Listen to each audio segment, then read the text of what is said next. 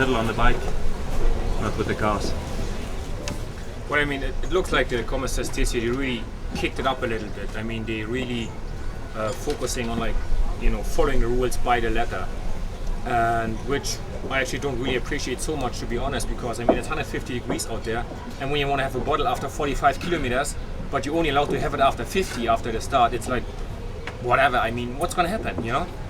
And but Neil, are you getting to the? They made a barrage thing. Yeah. They made a barrage, is what he's asking. yeah, but I talked to the commissaire because he said there was another rider having a puncture or something. I think it was actually from Liquigas maybe, and the whole team was getting dropped, and they blocked the road, so they couldn't go past. The cars could not go past because the other team, I'm not sure it was Liquigas, but anyway, another team, they were getting dropped to wait for their leader.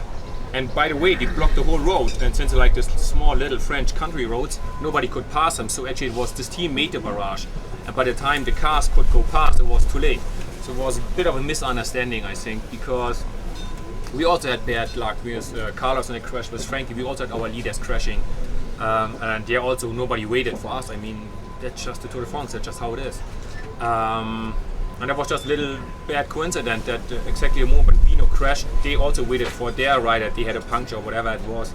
And so basically that team was creating the barrage. It was not done on purpose. And I mean, if you guys have some time, you should maybe do some research, because I'm sure in Paris you have maybe 30 riders that did not crash.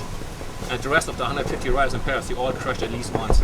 Just take a moment in time and do some research on this. I'm sure you will be surprised by the small amount of numbers of riders that actually reach Paris without a crash. But the peloton is all together. It takes a minute so everybody can understand it.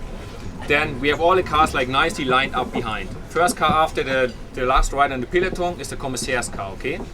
Then when riders get dropped, say like 15 in front, 15 in the back, okay, to make it easy. And there's a minute in between. If you let all the directors' cars pass, then it's one complete line of cars between the two groups. So the riders can actually get into the slipstream of the cars and jumping from car to get back on.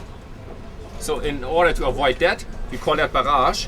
The commissaire lets in one car at a time. And when he sees, okay, the gap is getting bigger, he lets in another car. So the riders, they have been dropped because they're not strong enough.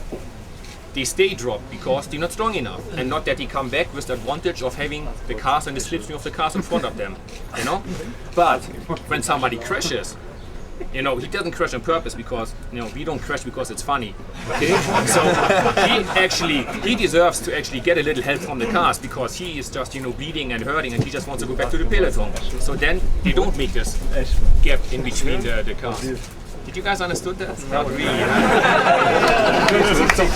need a flip chart to actually draw some pictures.